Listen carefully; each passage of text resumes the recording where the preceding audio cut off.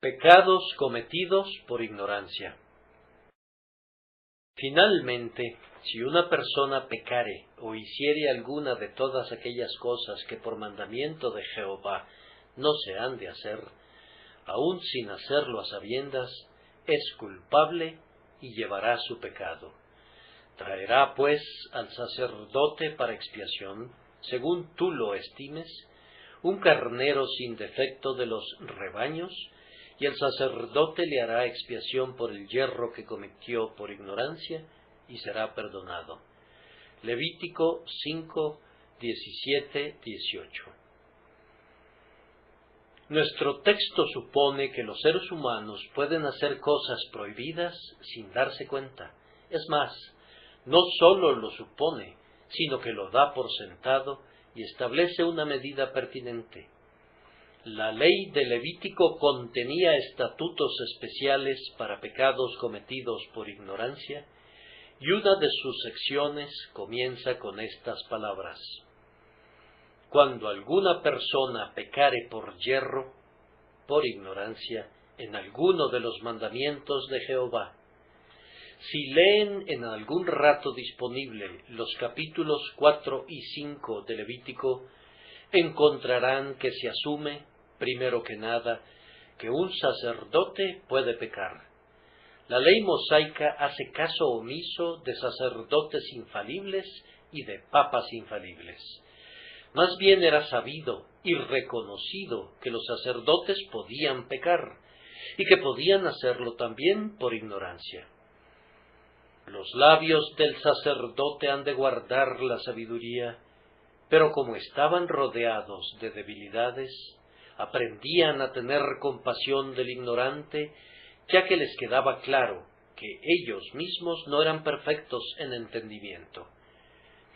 En el capítulo 4 se prescribe un sacrificio por si el sacerdote ungido pecare según el pecado del pueblo. El que ocupaba el cargo de mayor responsabilidad, quien debería estar más enterado de las cosas de Dios, podía errar a pesar de todo debido a algún malentendido, a algún olvido o a la ignorancia. Los sacerdotes eran maestros, pero también necesitaban aprender. Como dice Trapp, los pecados de los maestros son maestros de los pecados, y por eso no eran ignorados, sino que debían ser expiados por medio de los sacrificios por la culpa. Más adelante, en el mismo capítulo, se admite que un jefe podía pecar. Un jefe debía conocer a fondo la ley que tenía que administrar, pero aun con todo, pudiera no haber conocido todos los puntos, por lo que podía errar. Por eso está escrito: cuando pecare un jefe e hiciere por yerro algo contra alguno de todos los mandamientos de Jehová su Dios, sobre cosas que no se han de hacer, y pecare, luego que conociere su pecado que cometió, presentará por su ofrenda un macho cabrío sin defecto. No existía ninguna ficción entre los judíos respecto a que el rey no podía hacer nada malo, pues sin importar cuán excelentes fueran sus intenciones, podría estar desinformado respecto a la ley divina y caer en el error. Los errores de los líderes son muy fecundos en la reproducción del mal, y por tanto ellos tenían que arrepentirse y ofrecer un sacrificio expiatorio para que fueran quitados. Se consideraba también que era muy probable que, de acuerdo a la ley, cualquiera podía caer en pecados de ignorancia, pues en el capítulo 4 y versículo 27 leemos: si alguna persona del pueblo pecare por yerro, haciendo algo contra alguno de los mandamientos de Jehová. El pecado, aun de la persona menos relevante, no debía ser tolerado ni ignorado como una mera trivialidad, aun cuando esa persona pudiera argumentar ignorancia de la ley.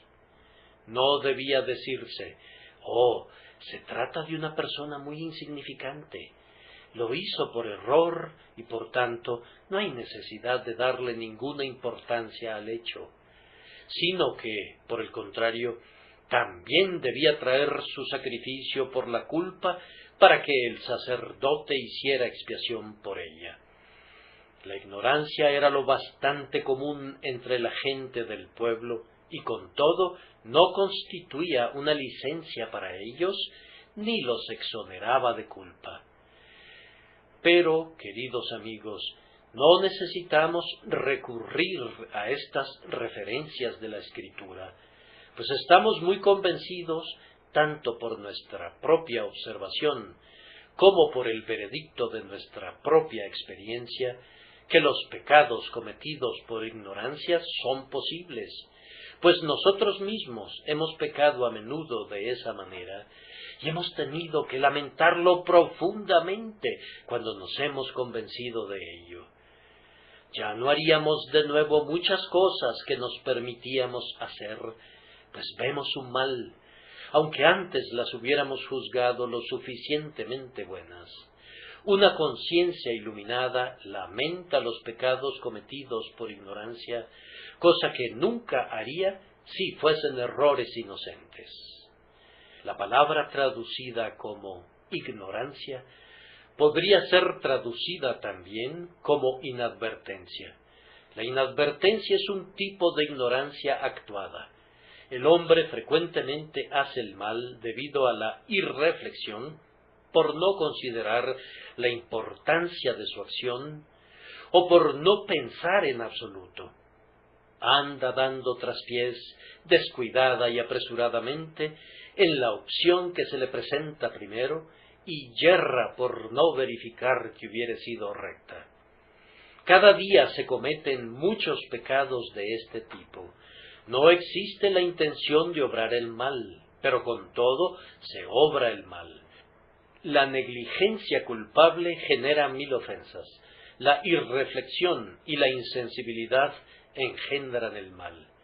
Los pecados de inadvertencia, por tanto, son indudablemente abundantes entre nosotros, y en estos días de ajetreo, de irreflexión, días de viajes en trenes, son propensos a aumentar.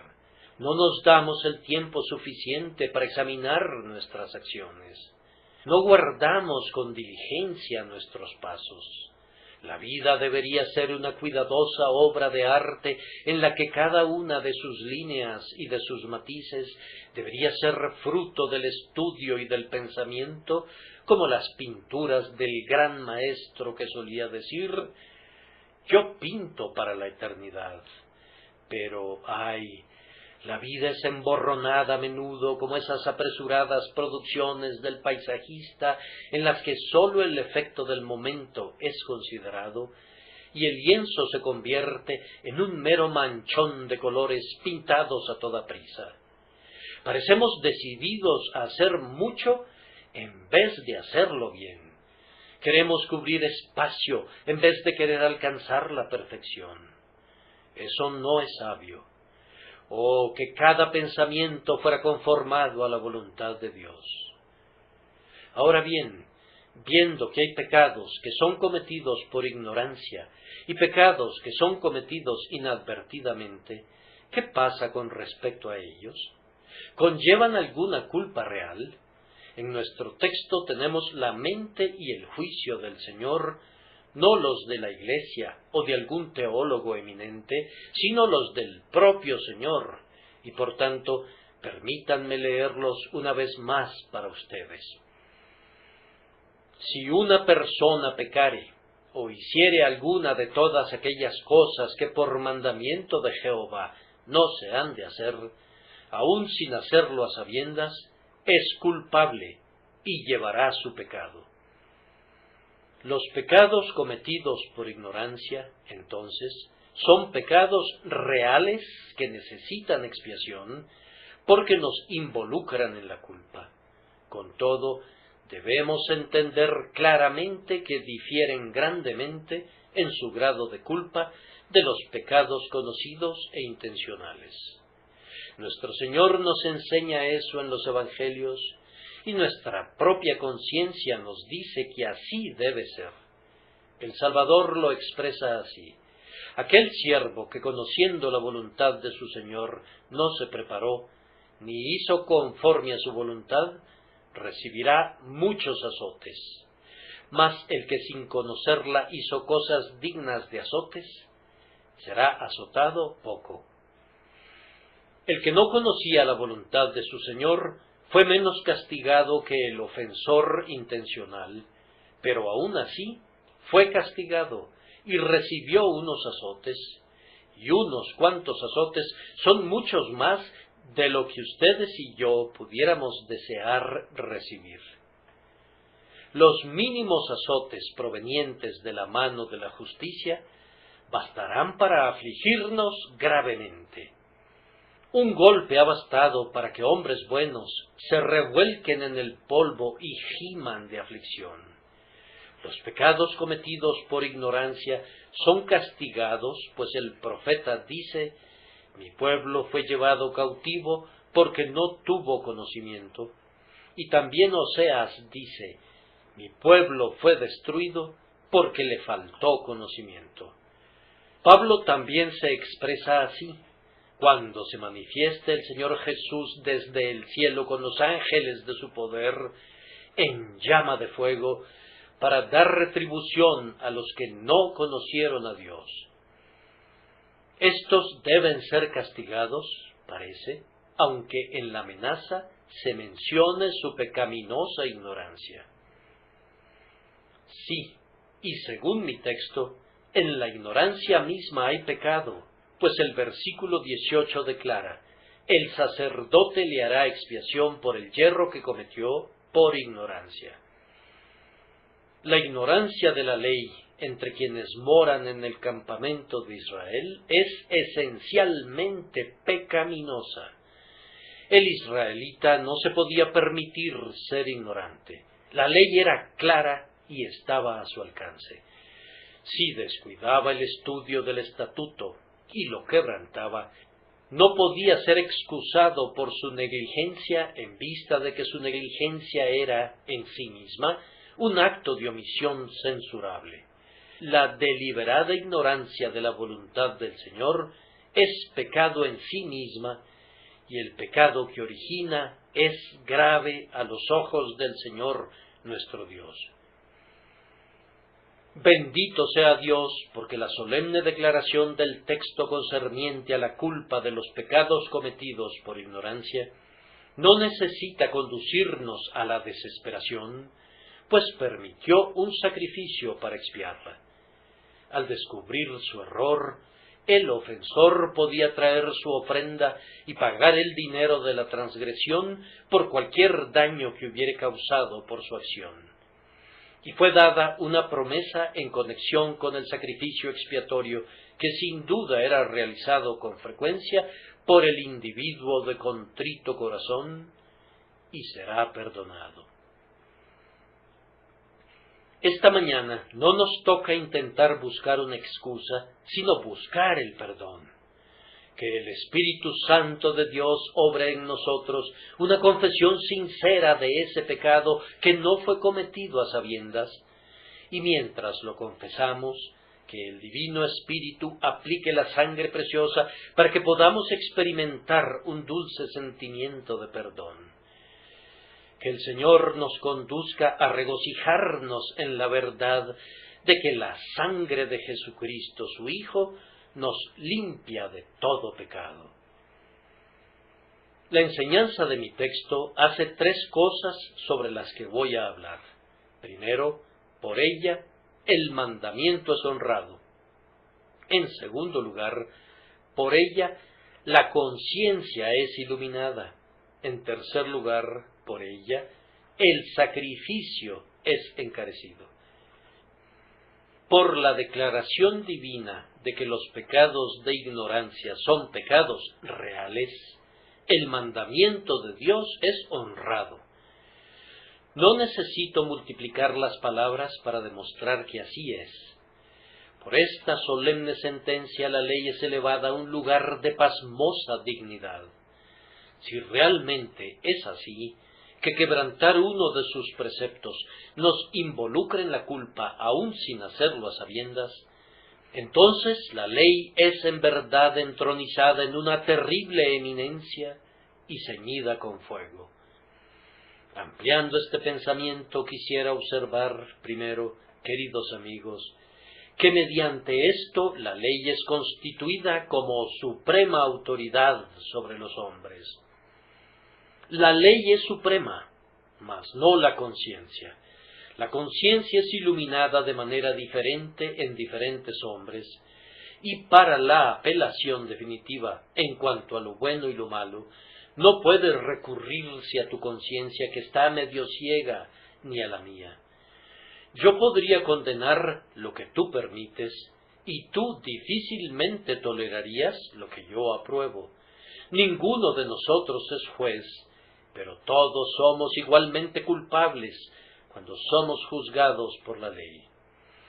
La apelación definitiva se hará a, así ha dicho el Señor, a la propia ley, que es la única norma perfecta por medio de la cual pueden ser medidos los actos y las acciones de los hombres. La ley, desde la supremacía a la que este texto la eleva, nos dice: no serás excusado porque tu conciencia no fuera iluminada, ni porque fuera tan perversa como para poner lo amargo por dulce y lo dulce por amargo. Mis exigencias son las mismas en cada jota y tilde, sin importar lo que tu conciencia condene o permita. La conciencia ha perdido mucho de su sensibilidad debido a la caída, pero la ley no es rebajada para que se adapte a nuestro pervertido entendimiento. Si quebrantamos la ley, aunque nuestra conciencia no nos culpe y ni siquiera nos informe del mal, con todo, el hecho queda registrado en contra nuestra. Debemos llevar nuestro pecado. La ley está por sobre la opinión humana, pues este hombre dice: tú puedes hacer eso, y un segundo individuo reclama que puede hacer otra cosa, pero la ley no cambia según el juicio del hombre, ni se doblega al espíritu de los tiempos o al gusto de la época.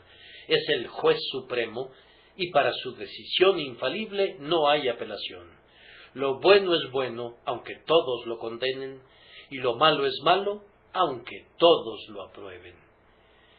La ley es la balanza del santuario que tiene una precisión milimétrica y es sensible aún a la más pequeña partícula de polvo de la balanza. Las opiniones difieren continuamente, pero la ley es una e invariable. De acuerdo a la sensibilidad moral del hombre, será su estimación del acto que realiza, pero ¿quisieras tener una ley que varíe de acuerdo al voluble juicio del hombre? Si tú deseas tal cosa, la infinita sabiduría de Dios lo prohíbe.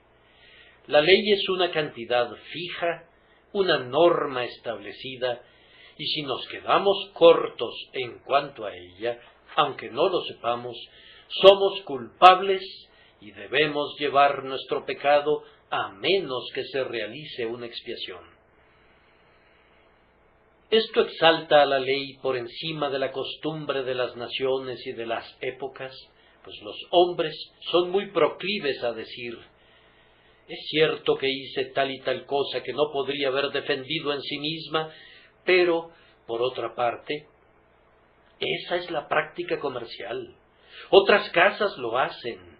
La opinión general y el consenso público han endosado esa práctica. Por tanto, yo no veo cómo podría actuar de manera diferente a los demás, pues si lo hiciera sería muy singular y probablemente terminaría perdiendo gracias a mi escrupulosidad. Sí, pero las prácticas de los hombres no son la norma de lo recto. Donde al principio han estado en lo correcto debido a una fuerte influencia cristiana, la tendencia para ellos es a deteriorarse y a quedar por debajo de la norma apropiada. El hábito, la práctica inveterada y la universalidad de lo malo Al final permiten a los hombres llamar a lo falso verdadero, pero no hay ningún cambio real obrado por eso. Lo malo acostumbrado sigue siendo algo malo, y la mentira universal sigue siendo una falsedad. La ley de Dios no ha sido modificada. Nuestro Señor Jesús dijo: más fácil es que pasen el cielo y la tierra que se frustre una tilde de la ley. La ley divina invalida a la costumbre, a la tradición y a la opinión. Su efecto sobre la norma eterna es el mismo que tiene la caída de una hoja sobre las estrellas del cielo. Si alguna persona hiciere alguna de todas aquellas cosas que por mandamiento de Jehová no se han de hacer, aun sin hacerlo a sabiendas, es culpable. Ninguna costumbre en el mundo puede convertir a lo malo en bueno, y si todos los millones que han vivido desde Adán hasta la fecha hubieran hecho algo malo y hubieran declarado que era bueno, eso no hubiera generado ninguna diferencia moral en el acto malo. Por mucho que un vicio sea blanqueado con cal, nunca puede ser convertido en una virtud. El mandamiento de Dios permanece firme para siempre, y quien lo quebranta tiene que recibir su castigo. Pueden ver entonces que por la declaración de mi texto, la ley es entronizada en el lugar de reverencia. Noten, además, que si un pecado de ignorancia nos hace culpables, ¿qué no hará un pecado deliberado? ¿No perciben de inmediato cómo la ley es exaltada por esto? Pues si una transgresión inadvertida cubre el alma de un pecado que no puede ser quitado sin un sacrificio, entonces, ¿qué diremos de aquellos que a sabiendas y advertidos, con maliciosa premeditación, quebrantan los mandamientos de Dios? ¿Qué diremos de aquellos que una y otra vez, siendo censurados a menudo, endurecen su cerviz y continúan en sus iniquidades? Seguramente su pecado es sumamente grave. Si me vuelvo un transgresor al quebrantar una ley que ignoraba, ¿cómo seré llamado si, a sabiendas, presuntuosamente alzo mi mano para desafiar al legislador y violar sus estatutos? Así también, queridos amigos, por la enseñanza de nuestro texto, los hombres fueron conducidos a estudiar la ley, pues si eran del todo de recto corazón, decían, debemos saber lo que Dios quiere que hagamos. No queremos dejar de cumplir sus mandamientos o cometer transgresiones contra sus preceptos prohibitivos por no conocerlos mejor. Acudían entonces a los profetas y a otros maestros y les preguntaban, dinos cuáles son los estatutos de la ley, ¿qué ha ordenado Jehová? Los hombres de mente recta eran guiados por un deseo de obedecer y de convertirse en ávidos estudiantes de la voluntad de Dios. Yo confío, amados amigos, que también seremos inducidos a hacerlo. Con el objeto de no quebrantar la ley por desconocer sus mandamientos, convirtámosla en nuestro estudio continuo. Escudriñémosla de día y de noche. Debe ser nuestra consejera y la guía de nuestras vidas. Sea esta la oración de cada uno de nosotros. Enséñame, oh Dios mío, lo que no sé. Hazme entender el camino de tus mandamientos, que no sea como el caballo o como el mulo, sin entendimiento, sino alumbra lo más íntimo de mi corazón. No sea que transgreda ignorantemente tus mandamientos. Pueden ver así que la ley era glorificada en medio de Israel, y los hombres eran conducidos a escudriñarla para saber qué era lo que el Señor requería de ellos. Un santo temor los impulsaba a una diligente lectura de los mandamientos para evitar caer en pecado inadvertidamente. Así eran frenados a menudo cuando estaban a punto de cometer un acto apresurado y eran inducidos a preguntarse: ¿qué quiere el Señor que hagamos? Sin una ordenanza como la de nuestro texto, habrían podido actuar apresuradamente y haber pecado repetidamente en la torpe prisa de un espíritu irreflexivo. Pero así eran frenados en su inconsciencia, eran llamados a la consideración y eran conducidos a tener siempre delante de ellos el temor de Dios. De esa manera se les advertía que tenían que considerar sus acciones y examinar sus caminos, no fuera que por culpa de la irreflexión pecaran en contra de la ley.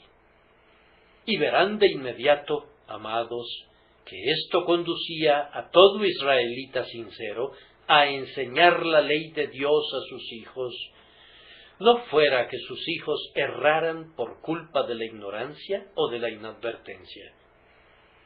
El judío piadoso enseñaba escrupulosamente a sus hijos todo lo concerniente a la Pascua y a las fiestas anuales, al sacrificio diario y a la adoración del templo, y lo pertinente al servicio de Dios. Los hacía aprender la ley moral y se esforzaba, hasta donde le era posible, para alumbrar su conciencia, sabiendo que el alma sin ciencia no es buena. Le decía a su hijo: retén el consejo, no lo dejes, guárdalo, porque eso es tu vida. Sin conocimiento, el hombre cae en muchas trampas y lazos que la luz verdadera le habría permitido evitar. Los hombres buenos, por tanto, dedicaban mucho tiempo a instruir a sus familias. Venid, hijos, decían, oídme, el temor de Jehová os enseñaré. Eran celosos también de dar a conocer la ley en la medida de lo posible, diciéndole cada uno a su vecino: conoce a Jehová. El temor de cometer pecados por ignorancia era un acicate para la educación nacional y tendía grandemente a hacer que todo Israel honrara a la ley del Señor. Concluyo estos pensamientos notando que para mí el poder de revelar el pecado que tiene la ley es exhibido maravillosamente conforme leo mi texto. Yo sé que la ley es sumamente amplia, yo sé que su ojo es como el de un águila, y sé que su mano es pesada como el hierro, pero cuando descubro que me acusa de pecados que no tenía la intención de cometer, que escudriña las partes secretas de mi alma y que saca a la luz lo que mi propio ojo de autoexamen no ha visto nunca, entonces me domina el temblor. Cuando descubro que puedo presentarme delante del tribunal de Dios y ser acusado de iniquidades que seré muy incapaz de negar, pero de las que en este momento no estoy consciente del todo, entonces soy abatido hasta el polvo. ¿Qué ley ha de ser esta? ¿Qué luz es esta bajo la que nuestra conducta es colocada? Si comparas tu carácter lado a lado con el de tu semejante, es posible que empieces a elogiarte. Si lo miras a la tenue luz de la vela de la opinión pública, es posible que comiences a adularte, incluso si no vas más allá de una diligente búsqueda con la ayuda de tu propio juicio, podrías quedarte más o menos tranquilo todavía. Pero si la luz bajo la que estaremos al final será la luz de la propia pureza inefable de Jehová, si su omnisciencia detecta iniquidad donde nosotros no la hemos percibido, y si su justicia visita el pecado cuando ni siquiera estábamos conscientes de él, nuestra posición es solemne, en verdad. ¿Qué ley es esta que obliga a los hombres? Cuán severa y escudriñadora, cuán santo y cuán puro habrá de ser Dios mismo. Oh tú, 3 veces santo Jehová, nos encontramos sobrecogidos ante ti. Los cielos no son limpios delante de tus ojos, y notas necedad en tus ángeles. ¿Cómo entonces podremos ser justos contigo? Después de leer esto en tu propia palabra, vemos cuán justamente tú nos acusarás de necedad y cuán imposible es que esperemos ser justificados a tus ojos por alguna justicia propia nuestra. Así, hermanos míos, vemos que la ley es honrada. En segundo lugar, por la enseñanza del texto, la conciencia es despertada. Siento como si un gran golfo se abriera a mis pies cuando leo estas palabras. Si una persona pecare o hiciere alguna de todas aquellas cosas que por mandamiento de Jehová no se han de hacer, aun sin hacerlo a sabiendas, es culpable y llevará su pecado. Tú sabes, querido amigo, que eres un pecador deliberado y has quebrantado la ley de Dios conscientemente. Pero si puedes ser un pecador, aun sin serlo a sabiendas, cómo se desplaza la tierra sólida lejos de tus pies como en un terrible terremoto, y al igual que Coré, Datán y Abiram, te quedas aterrado al tiempo que el fuego consumidor sale del misterioso abismo. Nada de lo que es humano puede considerarse seguro después de esto. Piensa en los pecados que pudiste haber cometido. Pecados de pensamientos que han atravesado demasiado rápidamente por tu mente para que los recuerdes.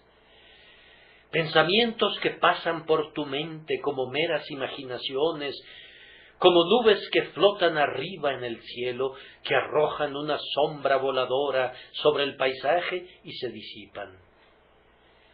Piensa en tus malos pensamientos, en tu placer al oír acerca de la inmundicia, en tus deseos, ambiciones y excusas por el mal.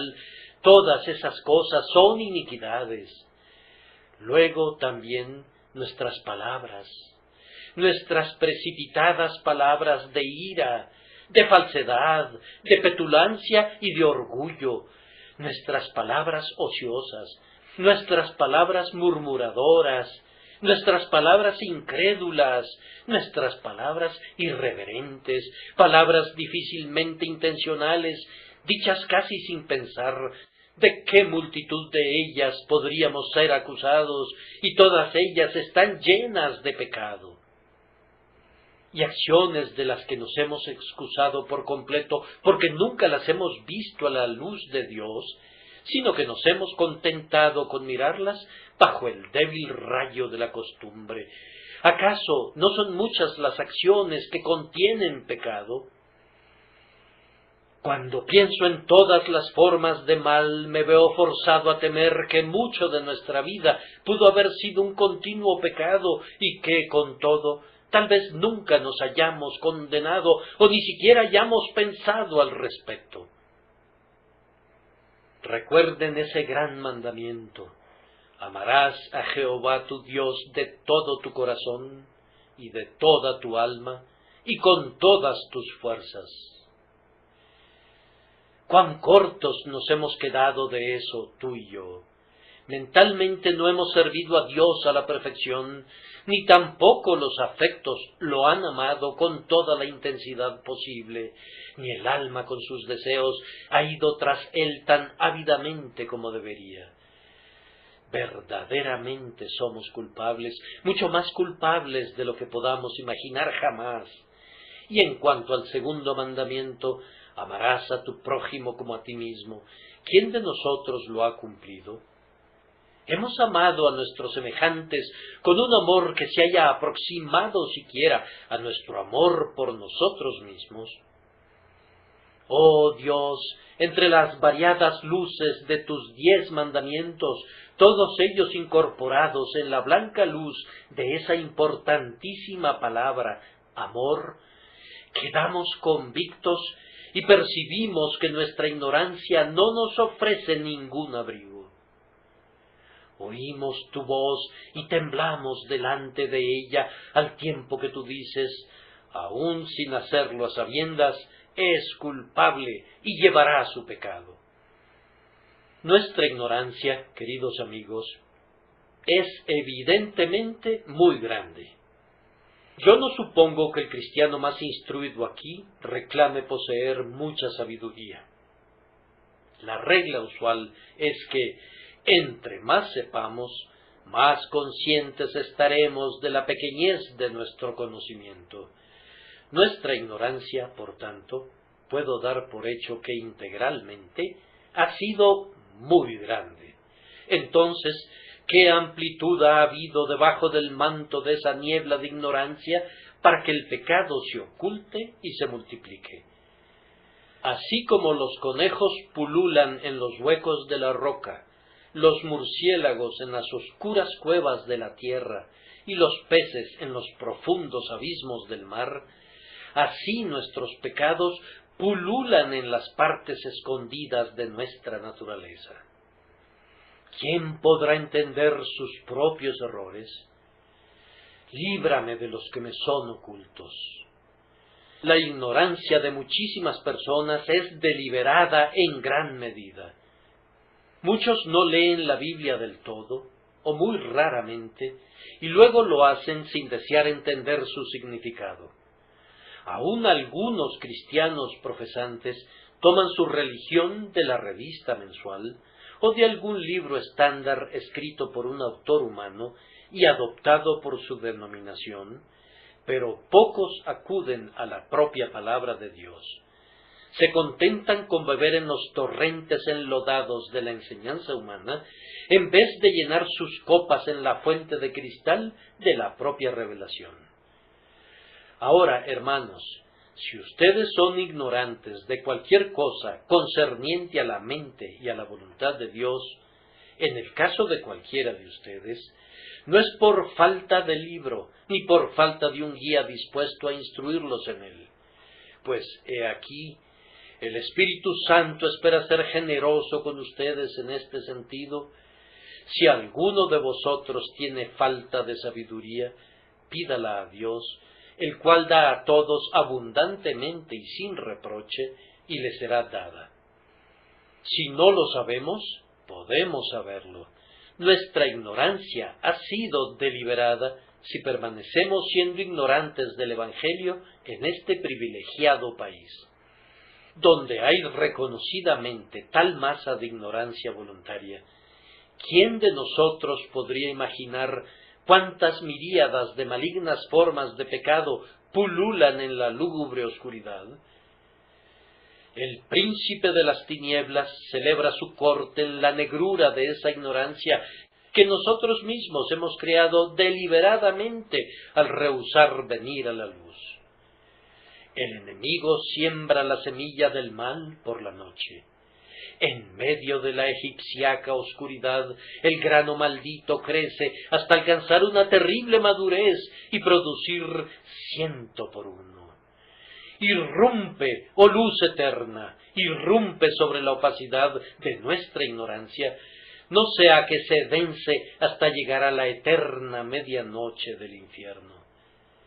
Ahora, sería vano que alguien pensara, como me temo que algunos lo harán, que Dios es duro al tratar así con nosotros.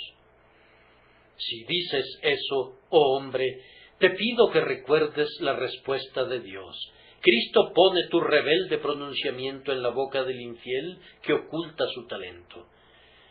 Dijo, tuve miedo de ti, por cuanto eres hombre severo, que tomas lo que no pusiste y ciegas lo que no sembraste.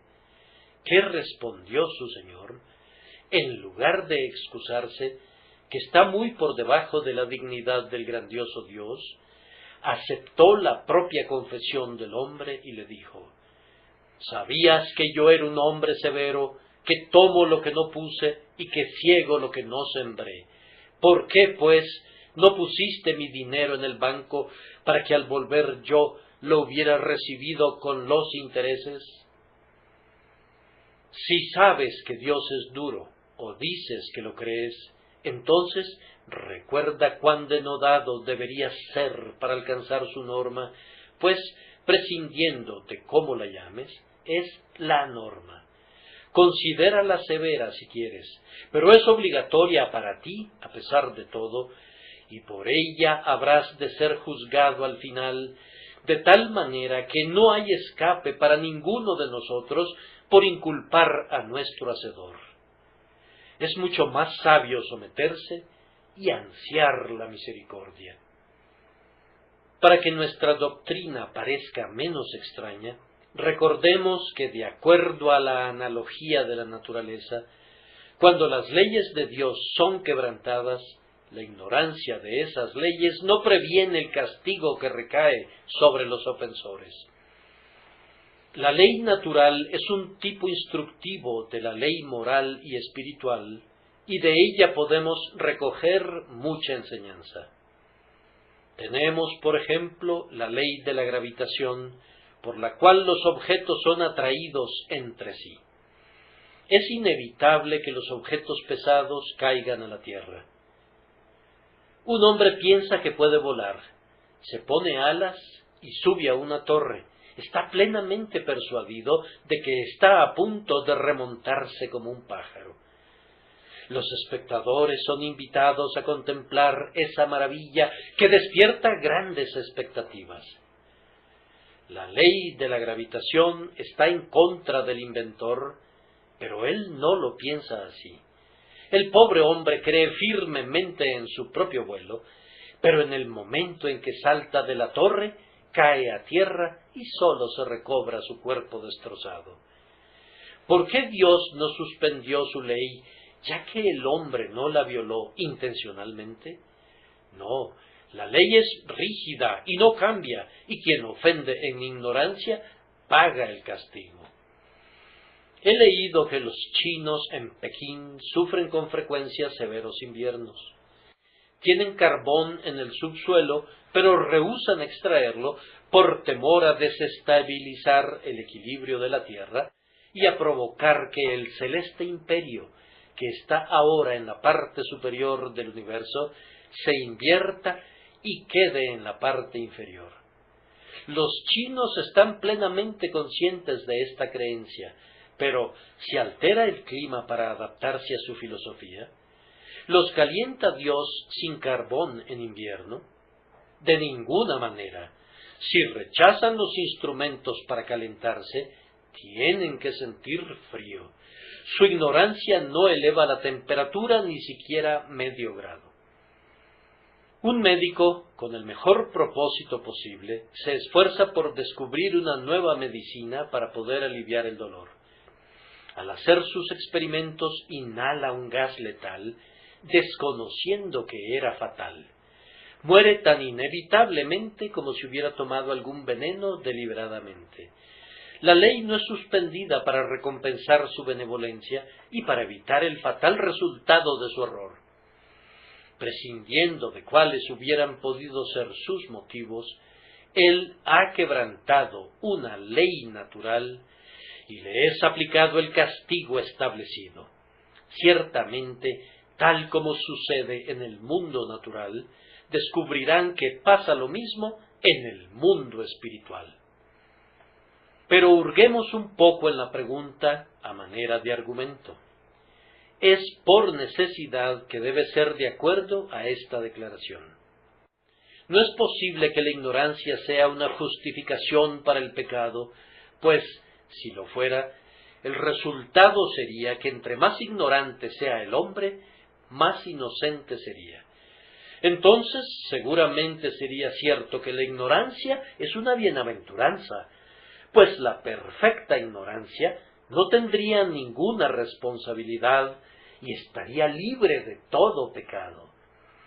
Todo lo que ustedes y yo tendríamos que hacer para estar perfectamente libres de toda acusación sería no saber nada, quemar la Biblia, rehusar oír el Evangelio y salir huyendo de la civilización sería el camino más cercano para alcanzar la libertad de toda culpa. ¿No ves que si las cosas fueran así, el conocimiento podría ser considerado como una maldición? Y que la luz que Cristo trajo al mundo sería la más solemne aflicción del hombre si brillara sobre él.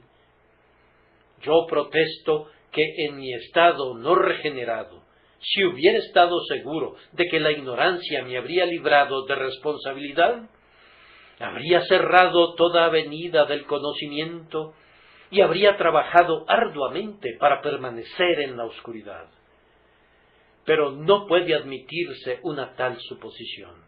Es inconsistente con los principios básicos del sentido común. Si, además, la culpa de una acción dependiera enteramente del conocimiento del hombre, no tendríamos en absoluto ninguna norma fija mediante la cual juzgar lo bueno y lo malo.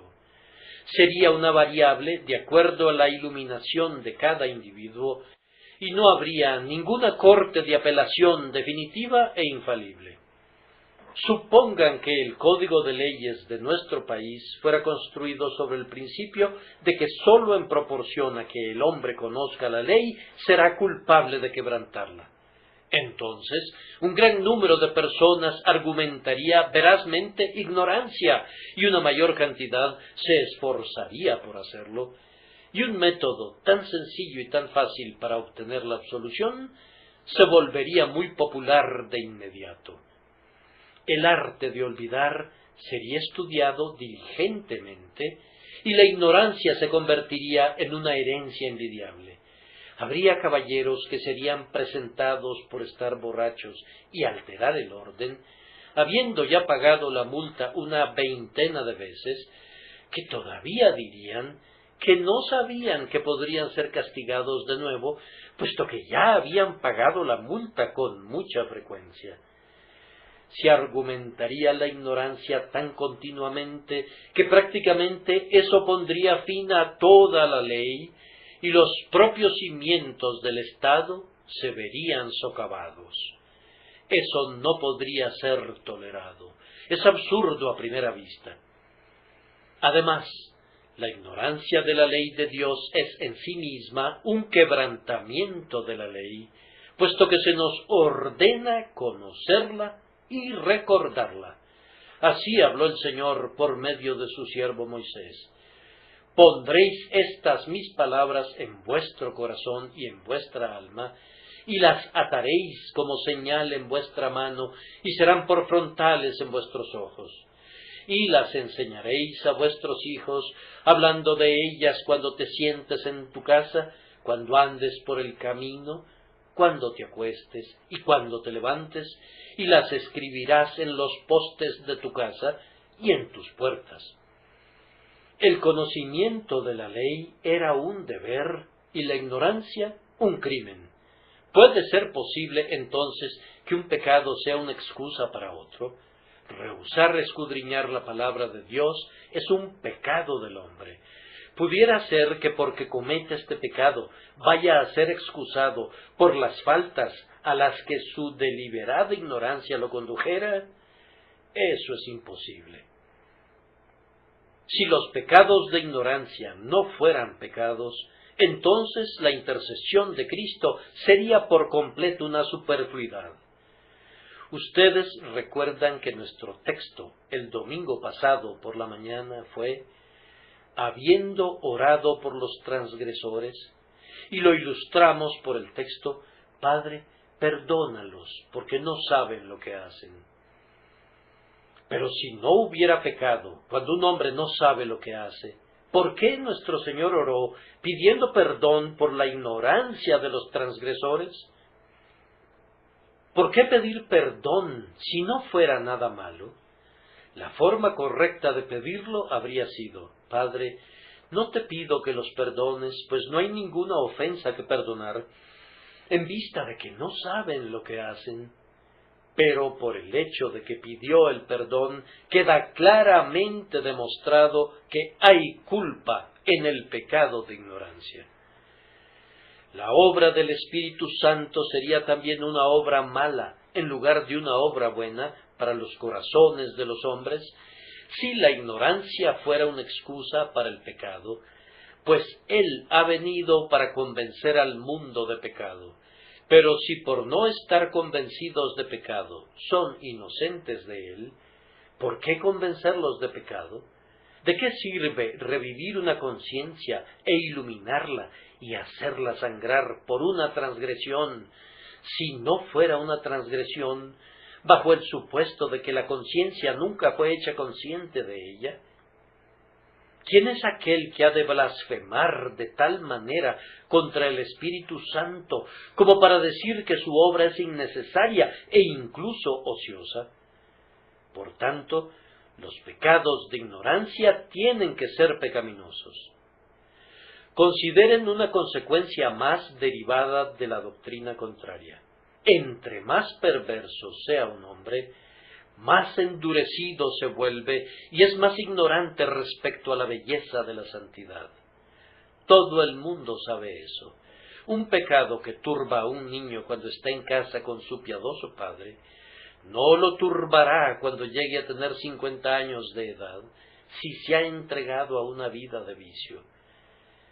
El hombre desciende de un pecado a otro, y conforme desciende, sus ojos mentales y morales se debilitan, y va dejando de percibir la pecaminosidad del pecado.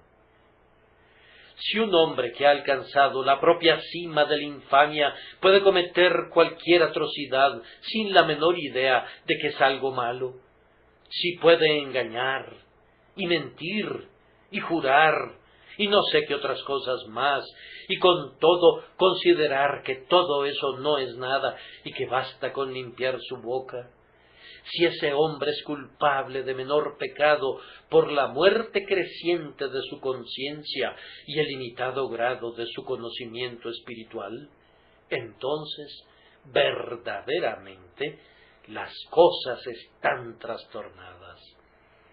Pero no es así. La prueba de la culpa de una acción no es la conciencia del hombre, ni es su percepción del mal, ni es su conocimiento, sino es la ley misma. Pues el pecado es una transgresión de la ley, ya sea que esa ley sea conocida o desconocida. El estatuto permanece inconmovible e inmutable, y el pecador, por ciego que sea, si cayere sobre él, será quebrantado. Además, yo estoy seguro de que muchos de los presentes hemos de haber sentido la verdad de esto en nuestros propios corazones. Ustedes que aman al Señor y odian la injusticia deben de haber llegado en sus vidas a un punto de mayor iluminación, donde han dicho: veo que una cierta acción es mala. La he estado haciendo durante años, pero Dios sabe que no la habría realizado si la hubiera considerado mala. Aún ahora veo que otras personas la están realizando y piensan que es buena, pero yo no puedo hacer más eso. Mi conciencia ha recibido por fin una nueva luz y tengo que hacer un cambio de inmediato. En tales circunstancias, ¿alguna vez se les ocurrió decir: lo que hice no está mal porque no sabía que fuera malo? Lejos de eso, ustedes se han dicho justamente: mi pecado en este asunto no es tan grande como si hubiera transgredido deliberadamente, con mis ojos abiertos, sabiendo que era pecado. Se han acusado de la falta y se han lamentado de ella. Al menos yo lo he hecho. Un hombre como John Newton, quien en sus años mozos había estado involucrado en el comercio de esclavos, pensando que era algo bueno, como la mayoría de los cristianos lo pensaba en aquellos días, no se excusaba en años posteriores, cuando su conciencia despertó a la iniquidad de la esclavitud. Piensan que el buen hombre habría dicho: yo estaba en lo correcto al hacer lo que hacía, porque todos los demás lo hacían, y yo no conocía nada mejor. Ah, no, era bueno o malo prescindiendo de que lo supiera o no, y cuando quedó iluminada su conciencia, se lo dijo, mi conciencia y tu conciencia podrían requerir ser iluminadas respecto a varios asuntos que ahora hacemos con bastante complacencia, sin ninguna noción de que estamos pecando. Pero la acción lleva su propio carácter de bueno o malo, prescindiendo de cuál pudiera ser nuestro juicio. ¿Acaso no muestra esto la total imposibilidad de salvación por obras? Si tú esperas ser salvado por guardar la ley, tienes que ser un hombre más atrevido que yo. Yo sé que no puedo guardar la ley de Dios, y la doctrina de mi texto lo hace imposible más allá de toda otra imposibilidad, porque la ley me acusa de hacer mal cuando no tengo la intención de hacerlo, y cuando no estoy consciente de ello. Oh, ustedes que esperan ser salvados por obras, ¿cómo pueden gozar jamás de la paz de un instante? Si piensan que su justicia los salvará, si es perfecta, ¿cómo pueden estar seguros jamás de que es perfecta? Pueden haber pecado ignorantemente, y eso lo arruinará todo. Piensen en esto y tiemblen. Yo les imploro que crean en nuestro testimonio cuando les aseguro que el camino al cielo a través de su justicia propia está bloqueado. 10 grandes cañones Krupp que arrojan balas lo suficientemente grandes para enviar a su alma al infierno están apuntándolos por si intentan abrirse paso al cielo por esa empinada pendiente. Hay otra senda. Aquella cruz los dirige a ella, pues es el poste de señales del camino del Rey. Ese camino real al cielo está pavimentado con la gracia. Dios perdona a los culpables libremente porque confían en Cristo. Esa senda es tan segura que ningún león se encuentra allí, ni ninguna bestia rapaz se acerca allí. Pero en cuanto al camino de la justicia legal, no lo intenten, sino pongan mucha atención a las otras cosas que tenemos que decirles. Por la grande y terrible verdad del texto, el sacrificio es encarecido. Según nuestro sentido de pecado, así ha de ser nuestra valoración del sacrificio. El método de Dios de liberar a quienes pecaron ignorantemente no era negando su pecado y pasándolo por alto, sino aceptando una expiación por él. El sacerdote le hará expiación por el yerro que cometió por ignorancia y será perdonado. El perdón debía llegar a través de la expiación.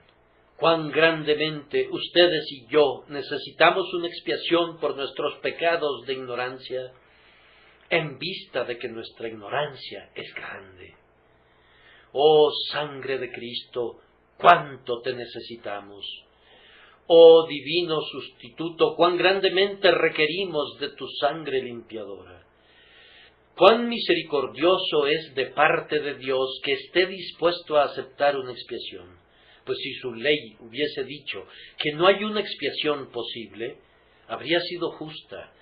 Pero la gracia infinita diseñó el plan por medio del cual, a través del sacrificio de otro, es posible el perdón para el pecador ignorante. Contemplen cuán generoso es Dios, pues Él mismo ha provisto este sacrificio. El hombre que había errado bajo la ley tenía que traer él mismo una ofrenda, pero la nuestra es presentada a nombre nuestro. Jesús, el Hijo de Dios, no fue perdonado por el grandioso Padre, sino que lo separó de su pecho y lo entregó para que se desangrara y muriera. El Dios encarnado es el grandioso portador del pecado de ignorancia, y hoy Él puede tener compasión del ignorante y de aquellos que se han descarriado, pues ha realizado una expiación por ellos. Bajo la ley, esta expiación debía ser un carnero sin defecto. Nuestro Señor no tenía pecado ni sombra de pecado. Él es la víctima inmaculada que exige la ley. todo lo que la justicia, en su más sombrío ánimo, pudiera requerir del hombre a modo de castigo, nuestro Señor Jesucristo lo ha ofrecido, pues en adición a su sacrificio por el pecado, Él ha presentado una recompensa por el daño, tal como estaba obligada a hacer la persona que había pecado por ignorancia. Él ha recompensado el honor de Dios y ha recompensado a todo hombre a quien hayamos lesionado. Hermano mío, ¿te ha lesionado alguien más? Bien, como Cristo se ha entregado a ti, se te ha dado una plena compensación, así como también le fue dada a Dios. Bendito sea su nombre, porque podemos confiar en este sacrificio. Cuán supremamente eficaz es, quita la iniquidad, la transgresión y el pecado. Mis queridos oyentes, ustedes están obligados a confesar sus pecados a Dios, pero si les fuera ofrecido el perdón a condición de que mencionen cada pecado que han cometido, ninguno de ustedes sería salvo jamás. No las conocemos, y si alguna vez las conociéramos, no podríamos recordar todas nuestras fallas y todas nuestras transgresiones. Pero la misericordia consiste en que aunque nosotros no las conozcamos, Él sí las conoce y puede borrarlas. Aunque no podamos llorar por ellas, con un claro conocimiento de ellas, porque son desconocidas para nosotros, Jesús se desangró por ellas con un claro conocimiento de todas ellas, y todas son quitadas por sus sufrimientos desconocidos. Todas ellas son arrojadas a las profundidades, donde el ojo de un ángel no podría rastrearlas nunca. Por sus inmensas e inescrutables agonías, soportadas a favor nuestro, y por sus méritos, infinitos como su naturaleza divina, nuestro Redentor ha quitado esa densa oscuridad de iniquidad que éramos incapaces de captar. Oh pecador creyente, ¿no conoces la deuda que tu gloriosa fianza ha asumido y ha pagado por ti? Bendiciones en su nombre, confíen en Él y prosigan su camino con regocijo. Amén.